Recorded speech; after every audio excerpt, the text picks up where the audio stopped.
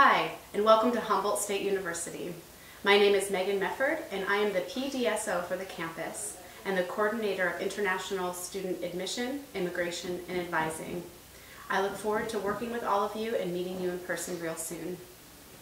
Hi, my name is Becky Petro, and I am an Office Coordinator at the International English Language Institute.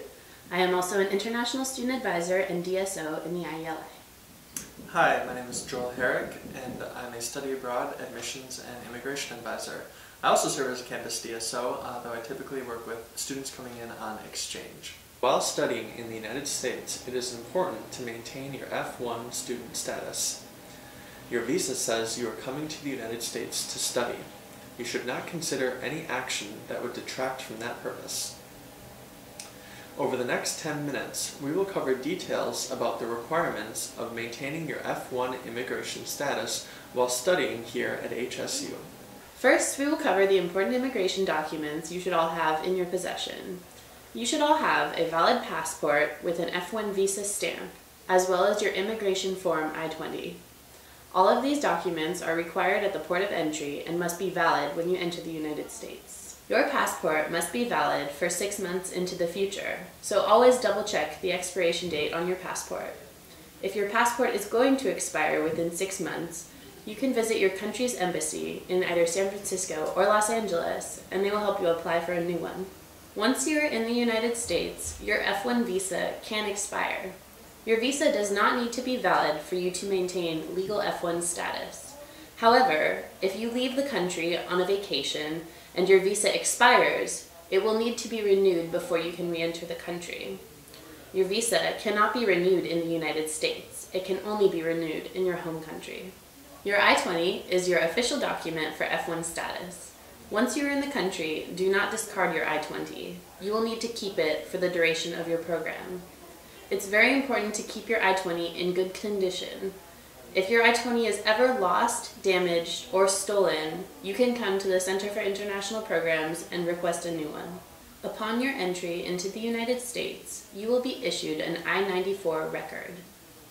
This is an electronic record which maintains and tracks your entry to and departure from the United States. Remember that you cannot arrive in the United States more than 30 days before your program start date. CVIS is an internet-based system which allows us to communicate with USCIS about your status while you're here in the United States. We will be sending the USCIS information about you through CVIS each semester. One of the main requirements as an international student is to be registered full-time. As an undergraduate student, you are required to be registered for a minimum of 12 semester units during the fall and spring. Of those 12 units, 3 of those units can be taken online. As a graduate student, you must be enrolled in a minimum of 9 semester units. Of those 9 units, 3 can be taken online. You do not have to be registered for classes during the summer semester as it is an optional, non-mandatory session. You are required to attend each and every class session. If you miss 3 consecutive class sessions in a row, you could put yourself at risk of being administratively withdrawn from that class. Administrative withdrawal is an unauthorized withdrawal and could put you out of status with your immigration. It is important that you attend each and every class and that you also participate in these classes. If you are going to be absent from a class, it is important that you contact your instructor and inform them of your upcoming absence. You should also make arrangements to complete and turn in any coursework that you will be missing.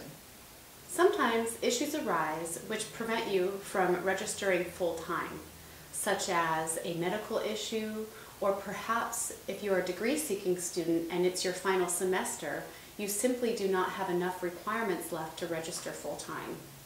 In this situation, you would need to apply for what we call a reduced course load and receive authorization from your DSO prior to dropping courses below a full-time requirement. It is important that you do not work without prior authorization. As an F1 student, you must receive authorization before you can work. In some situations, your DSO can authorize employment in cases like on-campus employment or CPT. Other employment, such as off-campus employment, or OPT, must be approved by USCIS prior to beginning work. If you choose to work without authorization, you could be asked to deport the country, and it may affect your ability to return in the future. CPT is a type of employment authorization most popularly used to seek paid or unpaid internship opportunities while you're a degree-seeking student. It is available to both undergraduates and graduate students. You must have a job offer, and your employment must be approved by your academic advisor and your DSO before beginning work. CPT must be an integral part of your degree program, such as a major course, or if it's not an integral course offered for your major, it can be taken in the form of a directed study or independent study. For more information on CPT, please review our website or come speak to one of your DSOs in the International Center. OPT is a popular employment authorization most commonly used after completion of studies. You can be authorized up to 12 months full-time OPT and sometimes longer periods of time if you are a STEM major. In some instances, you could apply for pre-completion OPT where you can participate in employment during the summertime or approved holidays and breaks. OPT must be authorized by USCIS prior to beginning employment. However, you do not need a job offer in order to apply.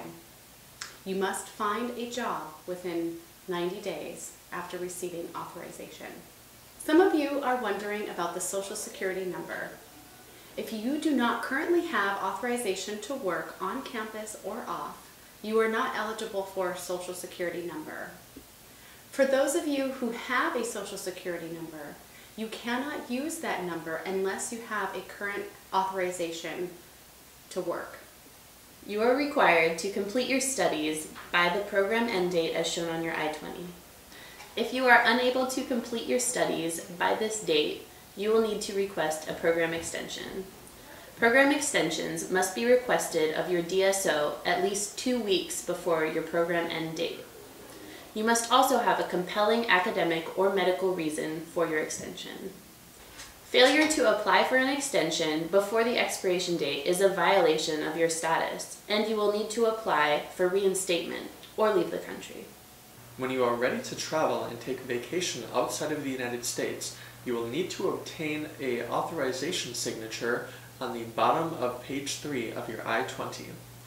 This travel signature informs immigration that you are maintaining your F1 status while enrolled in school.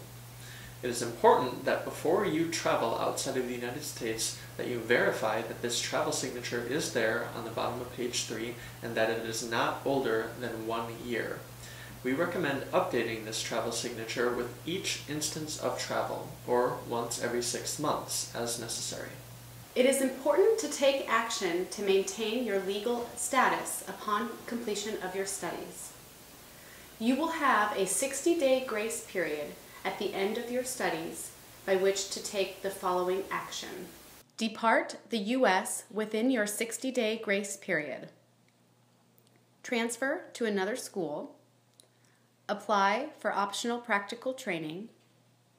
Change your educational level, for example, from an undergraduate to graduate, and apply to change your visa status to another category. Please note that an authorized early withdrawal from your program is not a completion of studies. In this situation, you would not have a 60-day grace period. You would only have 15 days by which to depart the country. Any unmarried children under the age of 21 and/or spouses of an F1 student are eligible for F2 or dependent status. Dependents eligible for F2 status may apply for an F2 visa stamp with their F1 spouse or parent. All of our communication with you will be through your HSU email account. Please read and respond to all communication from us. If you are ever having any trouble understanding an email from one of us, you can come to the front desk at the Center for International Programs and get help. Your DSO should be the first person you talk with if you have any questions regarding the legal requirements of your stay here in the United States. Your DSO can assist in answering your questions or help you find someone who can. Talk with your DSO if you plan on doing any of the following: change your major, program, or degree level, change your education level, transfer to a new school or take a leave of absence, take a break from school, travel outside of the United States, change your address, or request a program extension. If you ever have any questions or concerns, or just want to stop by and say hello, you can always come to our main office. The Center for International Programs is located in the Foyer Worker House off of Mill Street next to the Library Circle. We're open Monday through Friday from 8 a.m. to 5 p.m. We also offer regular walk-in hours for immigration advising, or you can set up an appointment by talking to the front desk. The front desk reception is also a good resource for finding forms and other information on our website. They can also direct you to university resources that are available here on campus.